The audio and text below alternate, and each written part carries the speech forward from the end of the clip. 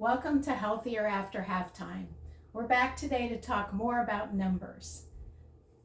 So the last time we discussed numbers, we talked about getting a scale so you could monitor and write down your weight once a week.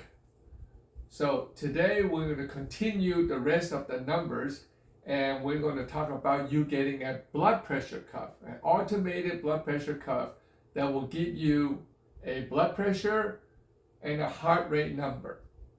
So from there, we're going to talk about heart rate first today. Now, a normal heart rate runs about maybe 50 to about 90. So what's wrong with a fast heart rate? Well, if the heart rate is really fast, or if your heart rate is really slow, like 30, then you actually might pass out.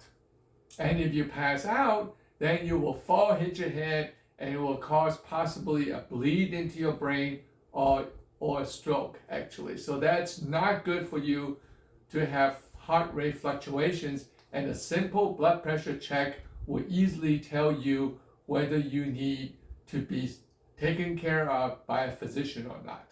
So I suggest that you monitor that closely, and you could check your blood pressure and your heart rate just about every day instead of once a week if there is a problem that you want to look closer. Now, the next thing I want to talk about then is beyond that, heart rate will be a problem with certain heart rate that you need to be aware of. So certain people ask, what if my heart rate is actually irregular? If I take my pulse, it goes all over the place. Well, that potentially can be dangerous because there's a condition called atrial fibrillation that might cause the heart rate go really fast, and it actually has a pretty good chance of causing a stroke if you don't take care of it. So you will need to see your doctor, and he will need to put you on a blood thinner and then see a cardiologist to get that taken care of. What about normal blood pressure? So normal blood pressure runs about, normally ideal is 120, but it can fluctuate from 100 to 140. And why do I say that? That's because if you take an elderly with lots of medical problems on lots of medicines, just a simple fact of standing up from a sitting position might actually drop their heart rate, and then they will pass out and they will fall, and it could cause fractures and bleeding in the head. None of those are very safe for the elderly to do that. So blood pressure has to be individualized, and with that means that certain people might do better with a blood pressure 140 to 150 instead of being totally normal. So without a blood pressure cuff, you will not know what your blood pressure is when you stand up and get dizzy, and you might think it might be my heart, but it will help you if you check your blood pressure on a regular basis.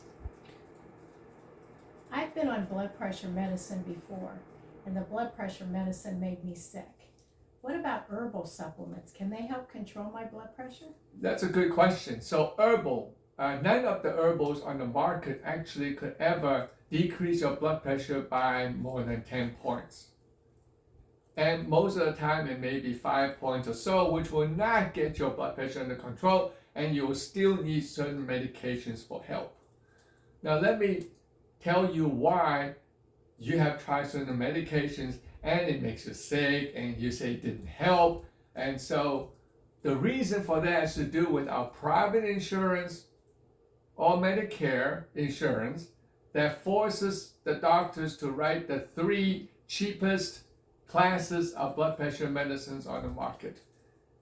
Why do they do that? Well, they're not allowed to write the others. It will not be approved until you fail the first 3 cheap classes, which causes a lot of blood pressure issues like low blood pressure, being dizzy, or feeling yucky, have nausea all day, that kind of stuff. But today we actually have 4 additional generic classes that has very little side effects, and I suggest that you talk to your primary care and try those, and I guarantee you that you should be able to take those and get your blood pressure under control.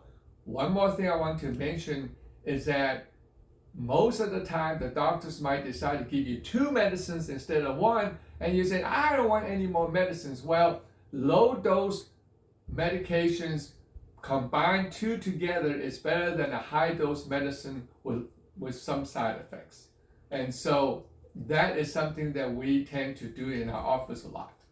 What about dietary supplements or other medications? Can they affect my blood pressure? Oh yes, a lot of the dietary supplements have certain extracts that you don't know of in there. I'll give you 2 examples. It is fairly common that there are supplements that carry thyroid extracts, natural thyroid extracts. Certain supplements have plants that contains ephedrine, and that causes your heart rate to go up, that causes your blood pressure to go up, and it's totally not safe. Last year, there was a supplement that caused a lot of people to have very low heart rate and pass out on them. And as it turns out, after the FDA looked into it, found out that it was a impurity in the plants that they were making the supplements out of, and which contains the plant digitalis, which causes your heart rate to drop. So if you like herbal medications, there are no clinical studies of safety, and you actually need to go and research it very carefully before you start taking them. Can I control my blood pressure if I just eat better and exercise more? Actually, if you want to get blood pressure down, you have to start exercising, eat better, and sleep better maybe. But will it get your blood pressure under control? Most likely not. Even if, I'll give you an example, me. I lost my 30 pounds, I maintained that 30 pounds of weight loss, and my blood pressure came down nicely, and I stopped it. Well, if you monitor the blood pressure, this is not my first rodeo.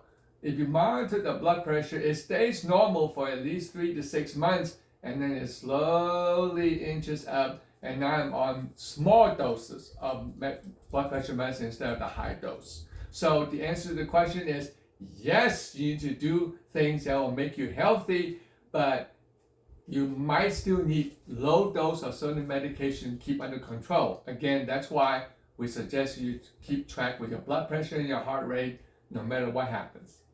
So just to review, the numbers we've talked about in these first 2 sessions are knowing your weight and knowing your heart rate and your blood pressure. And we should monitor those on a weekly basis. That's correct, and that actually helps your doctor when you see them to decide how to take care of you and what kind of medications to use if you need to be treated. Well, thanks a lot, Paul. You're welcome. We appreciate all this information from our wonderful doctor expert, and we hope that you'll watch us again as we continue our series of 90-day programs to live healthier after halftime. Thank you again. We'll see you next week. Have a great week.